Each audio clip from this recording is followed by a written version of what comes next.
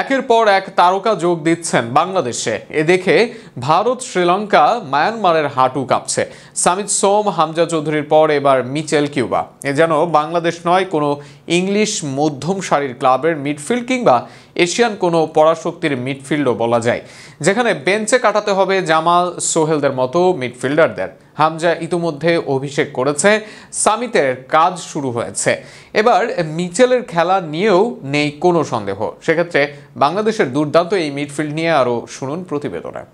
নামটা Cuba Raul Mitchell একসময় অনুশীলন করতেন বেলিংহামের মতো খেলোয়াড়ের সাথে। তার গোলে হেরেছে আর্সেনাল সহ বড় বড় ক্লাবের বয়সভিত্তিক দল। সেই কিউবা মিচেল এখন প্রস্তুত বাংলাদেশের হয়ে খেলতে। অন্যদিকে ইতিমধ্যেই বাংলাদেশের মিডফিল্ডকে সাউথ এশিয়া আলাদা করে পরিচয় করে দিয়েছেন হামজা চৌধুরী। তাছাড়া কয়েকদিন আগেই দেশের ফুটবল সংস্থা বাফুফে জানিয়েছেন শীঘ্রই আসছে কানাডার জাতীয় দলে খেলোয়াড় সামিত সোম। সব মিলে এই দেখে প্রতিবেশী দেশগুলোর নড়ে চড়ে বসেছে। কেনই বা বসবে না? বাংলাদেশের মিডফিল্ডে শুধু সাউথ এশিয়া নয়, হতে যাচ্ছে এশিয়ান শক্তিশালী মিডফিল্ড। কিউবা মিচেল খেলেন নম্বর 10 পজিশনে, অর্থাৎ অ্যাটাকিং মিডফিল্ডার। অন্যদিকে প্লেমেকার হিসেবে খেলতে পারেন সামিদ। আর ট্যাকেলে হামজার ধারে কাছেই বাকি আছে। তিন নিয়েই যে বাংলাদেশের মিডফিল্ড করতে যাচ্ছে শীঘ্রই। কিউবা মিচেলের ক্ষেত্রে একটু বলে নেওয়া যাক, এই সময় টটেনহাম একাডেমির খেলোয়াড় ছিলেন কিউবা মিচেল। সেই টটেনহাম একাডেমিতে তার সাথে থেকে মিকি মুররা EPL রাজত্ব করছেন। এছাড়াও কিউবার হারানো প্রতিপক্ষ আর্সেনাল একাডেমি থেকে উঠে এসেছেন এথান এনওয়ারি, লুইস স্কেলির মতো নাম, যাদের ইংলিশ ফুটবলের ভবিষ্যৎ বলা যায়। এবার আরও সম্ভাবনার কথা শোনানো যাক। প্রি সিজনে বা প্রাক মৌসুমে সারল্যান্ড মূল দলের হয়ে অভিষেক হয় কিউবার। প্রাক মৌসুমে কোচ তাকেই দলে ডাকেন, যাকে নিয়ে সামনে নতুন মৌসুম পরিকল্পনা আছে। অর্থাৎ মূল দলের কোচের নজরে ভালোভাবে আছেন কিউবা মিচেল। 27 বছর বয়সী হামজা দেশের ফুটবলের ব্র্যান্ডিং,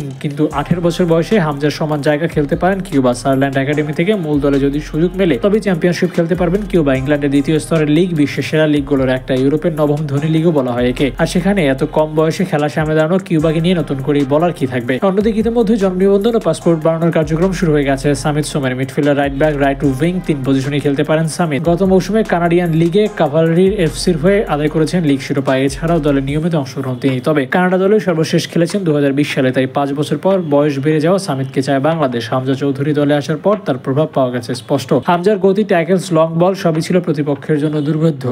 হামজার কারণে ভারতের মতো দল বাংলাদেশের বিপক্ষে পুরো সময় থেকেছে ব্যাকফুটে। সেখান থেকে সামিত যুক্ত হলে মাঝমাঠে শক্তি বাড়বে আরও। সামিত, হামজা, কিউবার, অ্যাটাকিং এ রাকিব, ফাহমিদুল, আলামিনরা মিলে দারুণ কিছু করতে পারে বাংলাদেশের জন্য।